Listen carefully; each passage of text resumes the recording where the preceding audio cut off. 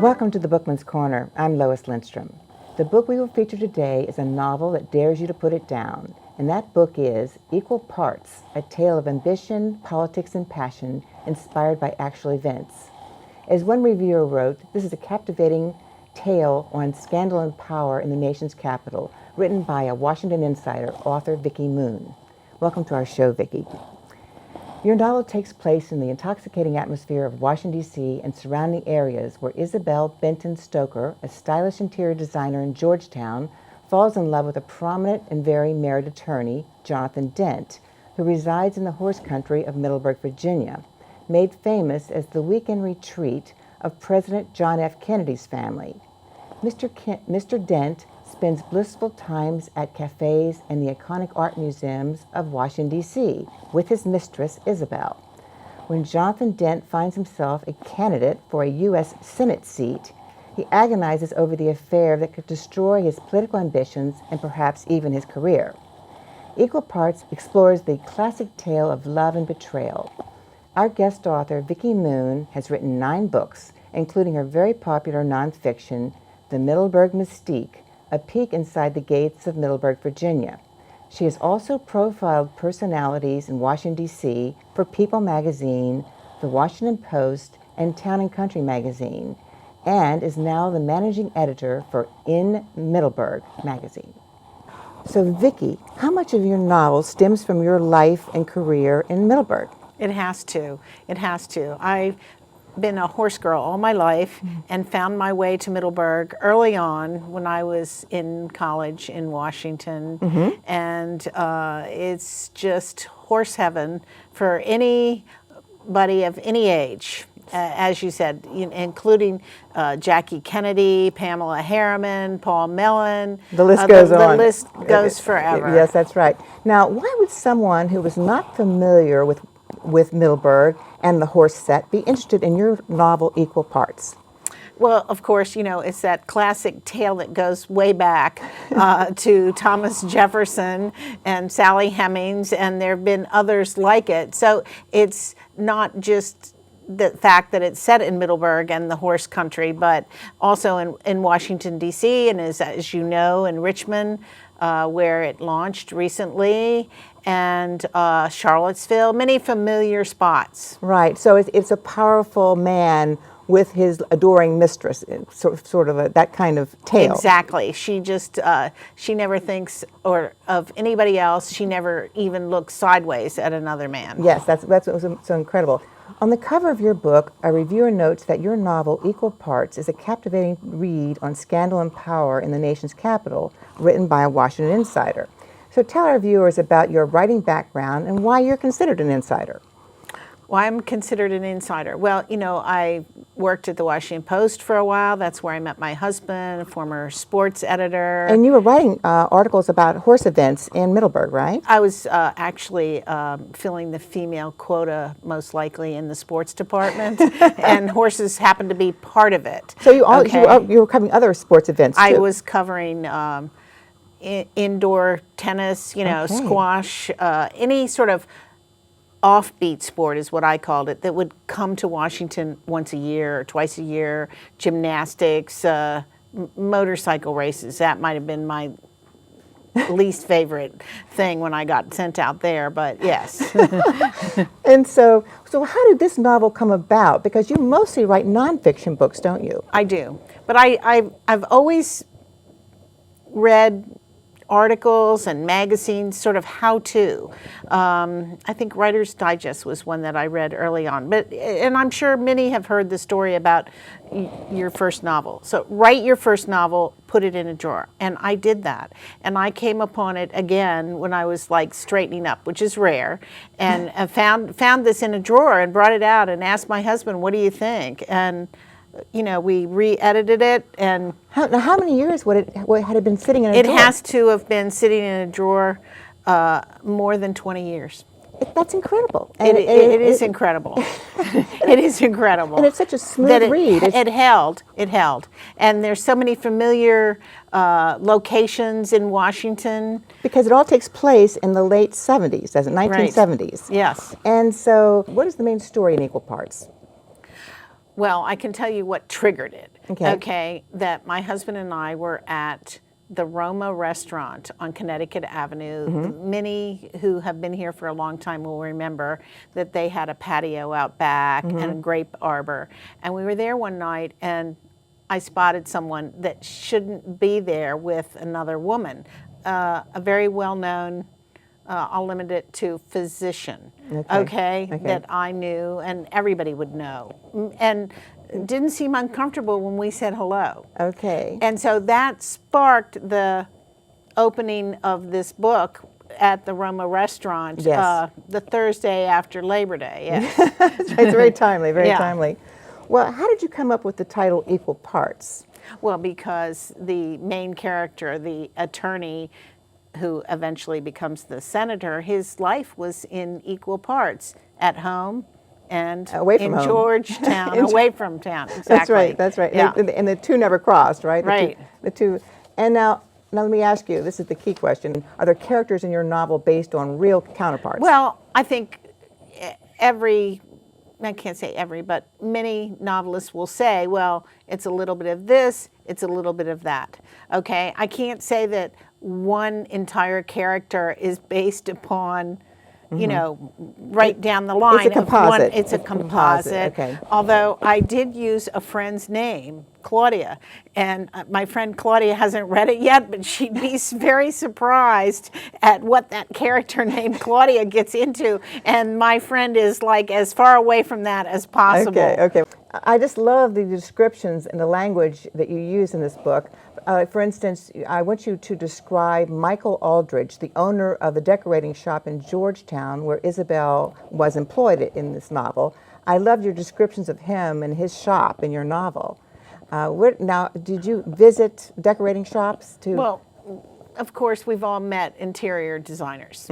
Okay, and I may have had one or two, again, a composite in mind of a designer based in Georgetown. Okay.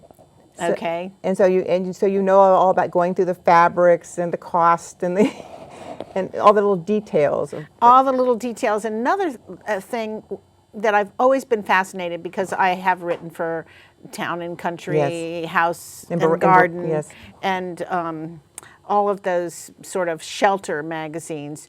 But growing up in Fort Lauderdale, there was a very well-known decorator there who did nothing but yachts.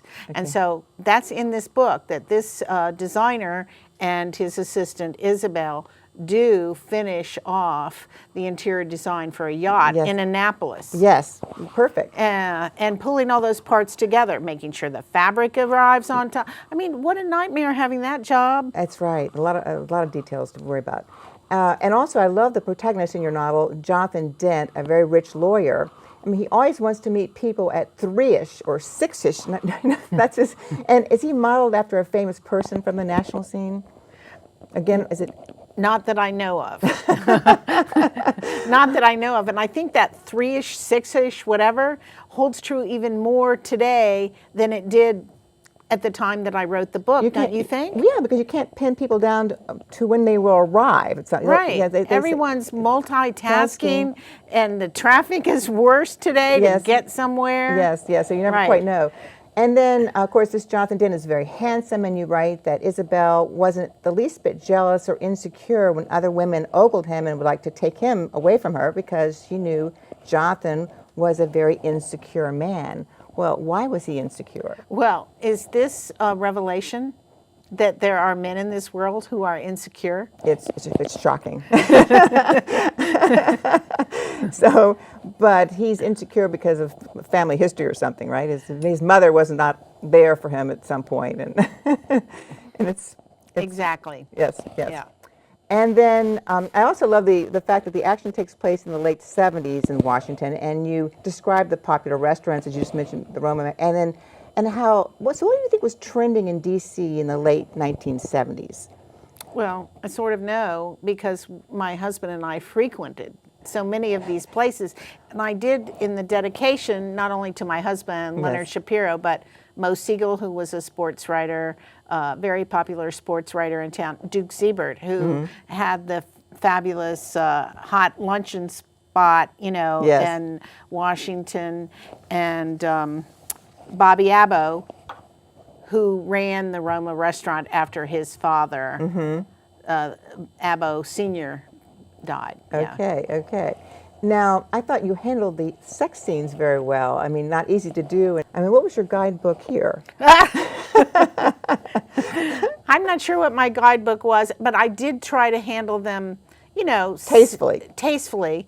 But my son, who now works at the Washington Post, he's 29 years old, and so one day I decided to read it to him. I'm not sure if I've told you this before. No, you haven't. You haven't. And so I said, "Hey, what do you think about this?" And I got halfway through it, and he hung up on me. Yeah,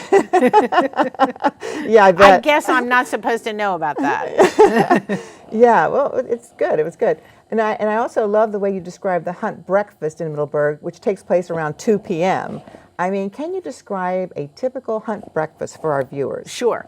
Well, during the formal season of fox hunting, which usually doesn't begin until like mid-fall, Okay. following Like in October or November? Yes, Yeah. exactly. They'll meet at the Benton farm, okay? 10, 11 o'clock, Okay. late morning by then, as opposed to this time of the year, they're going at the crack of dawn to practice. And but once you get like everyone gathered and they get to like the first field, the master of the hunt says, and everyone's invited back to the house for a breakfast. But the breakfast is not. It's really more like a brunch, isn't it? It's much later. It's usually 2 o'clock. 2 o'clock. Sometimes as late as 4. And of course, there's a lot of drinking, right? A little bit. A little bit, and A little bit, not too much. not too much, because Not too much. A couple Bloody Marys.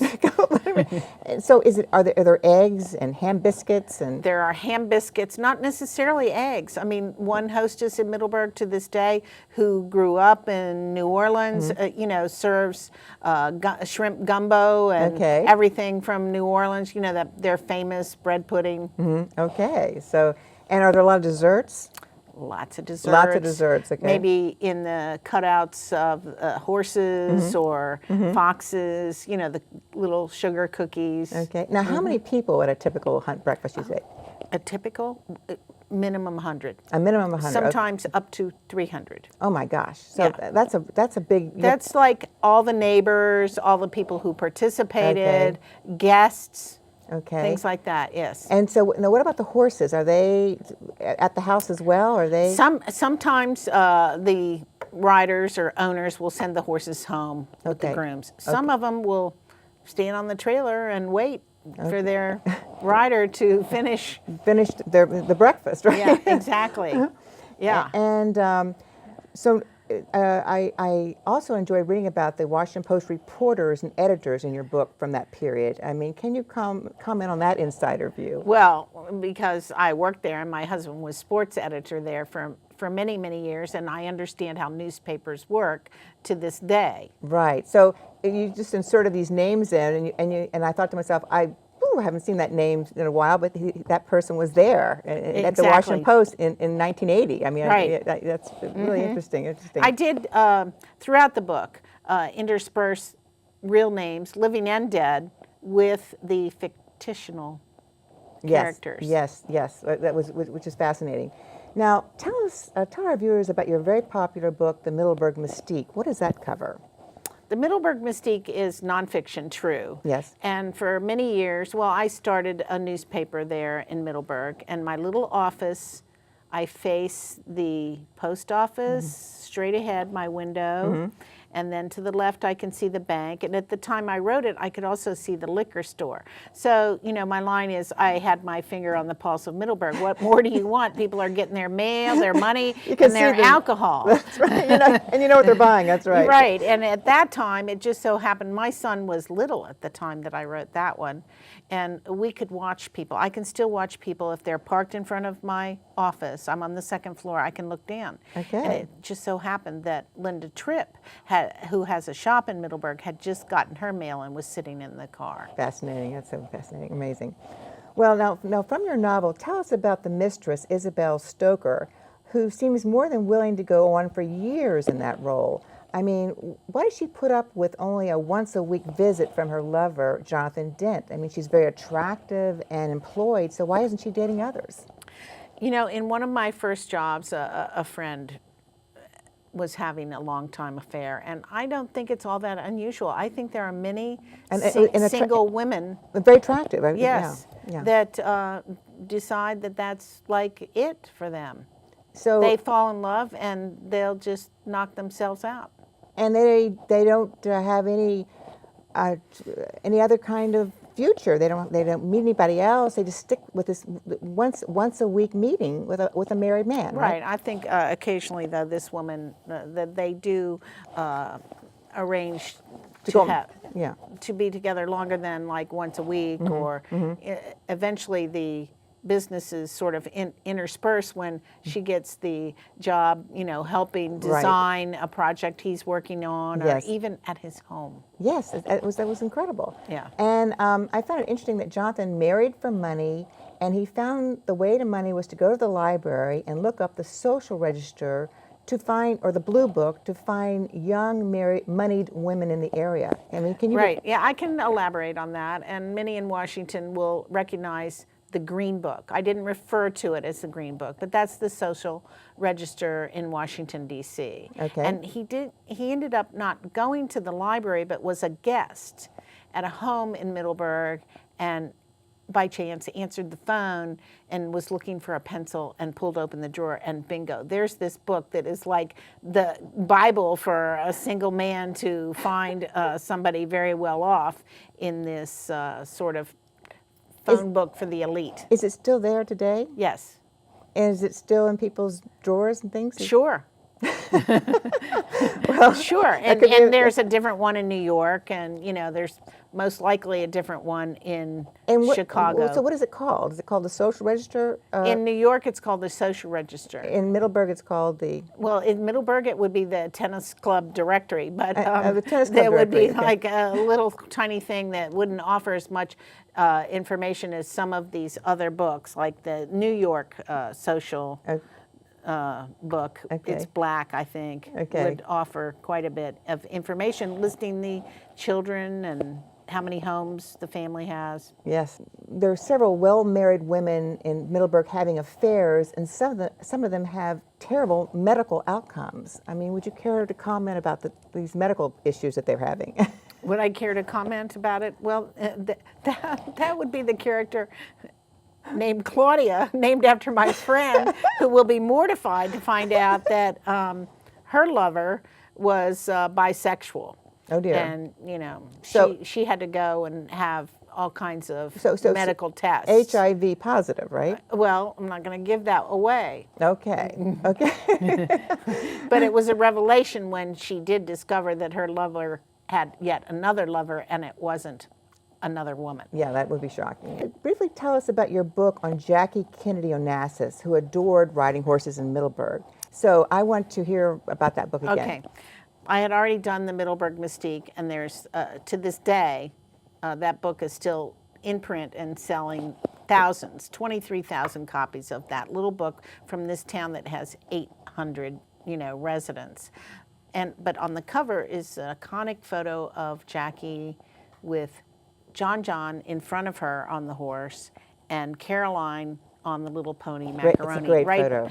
Beside her. And so when I did that book, I realized there are hundreds of photographs of her on horseback that had never been published because the photographers specialize in just going out and following the hunt or the horse show or whatever, and it never occurs to them, oh, well, I should try to get this published, in the mainstream as opposed to the horse magazines. Yes. And so that unfolded just like right in my lap, and a friend of a friend put me on to Judith Regan, who was then at HarperCollins, and we were off and running. Yes, and you had so many great pictures. And I think that one now will be re-released eventually. Yes. Good. It should be. It's a fabulous book. I thought about John Warner in this book because I remember he was very active in Middleburg in the 70s. John Warner married in 1957 to banking heiress Catherine Conover Mellon, the daughter of the great art collector Paul Mellon, and they divorced in 1973. Then lawyer John Warner married Hollywood starlet Elizabeth Taylor in 1978 after he was elected to the U.S. Senate from Virginia. Did you see them around Middleburg in the late 70s and early 80s, and what were they like? One day a friend of mine just called me up so excited that she had purchased the head of lettuce that Elizabeth Taylor was in the Safeway squeezing but didn't purchase. So she just like bought the lettuce anyway.